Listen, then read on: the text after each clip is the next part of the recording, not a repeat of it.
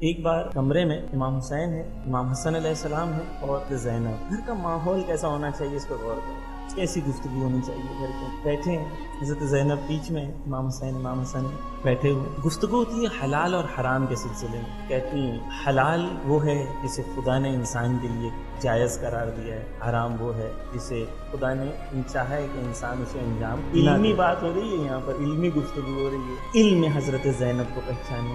حضرت زینب وہاں پر بیان کرتی ہیں، کہتی ہیں کچھ چیزیں شبہے والی ہوتی ہیں، پتہ نہیں ہے حلال ہے یا حرام۔ حضرت زینب بیان کرتی ہیں، کہتی ہیں دیکھو جب حلال اور حرام کے درمیان شبہہ ہو تو وہاں رک جاؤ، پتہ نہیں ہے رک جاؤ، آگے نہ بڑھو، کیونکہ اگر آج نہیں رکو گے تو کل حرام کرتے وقت بھی نہیں رکو گے۔ یہ مقدمہ ہے، اگر آج نہیں رکو گے تو کل بھی نہیں رکو گے۔ پوری گفتگو سننے کے بعد امام حسن علیہ السلام کہتی ہیں یقیناً حق اس بات کا ہے، زینب سلام اللہ علیہ کے لیے کہتے ہیں حق اس بات کا ہے، اس بات کا کہ آپ جو ہیں وہ شجرِ نبوت کا حصہ ہیں اور آپ جو ہیں معدن رسالت کا حصہ ہیں۔ اب جب بھی ہم پڑھیں السلام علیکہ یا شجرۃ النبوۃ تو یاد رہے کہ حضرت زینب اس کا حصہ ہیں۔ تو ہر شب جمعہ کو جب ہم زیارت پڑھ رہے ہوتے ہیں تو حضرت زینب کو بھی سلام کر رہے ہوتے ہیں۔